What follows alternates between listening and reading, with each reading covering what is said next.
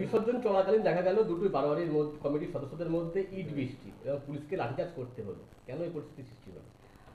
দেখুন, সবার প্রথমে আমি বলি যে কৃষ্ণনগর যেহেতু ঐতিহ্যের শহর, আমি সবার প্রথমে কৃষ্ণনগরবাসীকে অসংখ্য ধন্যবাদ জানাই যে আমাদের এতগুলো অ্যারেঞ্জমেন্ট সাকসেসফুলি আমরা অ্যাচিভ করতে পেরেছি এবং সুষ্ঠুভাবে করতে পেরেছি।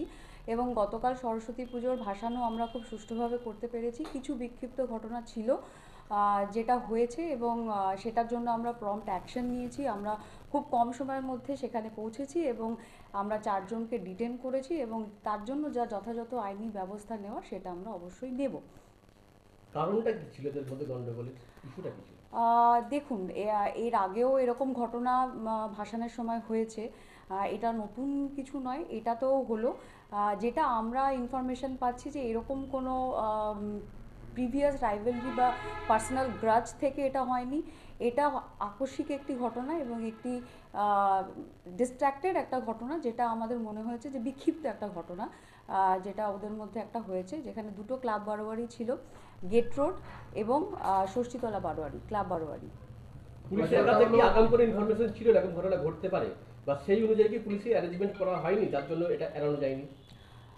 আমাদের সরস্বতী পুজোয় আমাদের যেরকম বিগত আমরা অনেক বড় বড় অ্যারেঞ্জমেন্ট করেছি, তার মধ্যে সরস্বতী পুজোর অ্যারেঞ্জমেন্টও আমাদের ছিল, যার মধ্যে আমরা টোটাল ফোর্স আমাদের ডিএসপি ছিল 5 জন, ইন্সপেক্টর 14 জন, সাব ইন্সপেক্টর এলএসআই আমাদের প্রায় 120 জন ছিল, কনস্টেবল লেডি কনস্টেবল মিলিয়ে অ্যাবাভ 300 আমরা ডিপ্লয় করেছিলাম এবং 700 প্লাস সিভিক ছিল।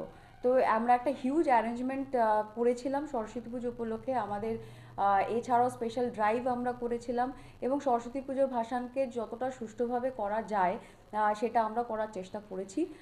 যেটা বললাম যে একটি বিক্ষিপ্ত ঘটনা সেটা হয়েছে এবং সেটা খুবই দুর্ভাগ্যজনক। এই ঘটনাগুলো কন্টিনিউ হয়ে চলেছে। বিগত কালী পুজো, সরস্বতী পুজো, জগদ্ধাত্রী পুজো, বিগত সরস্বতী পুজো তো একই জিনিস দেখা গিয়েছে। এইটা কেন রোখা যাচ্ছে না? এই ট্রেনটা কেন রোখা যাচ্ছে না যে প্রতিটা বিসর্জন মানেই গন্ডগোল?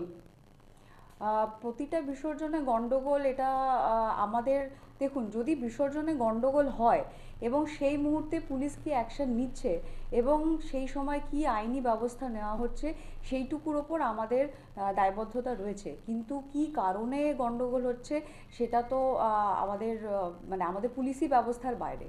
আচ্ছা, বিষয়টা হলো এক মিনিট।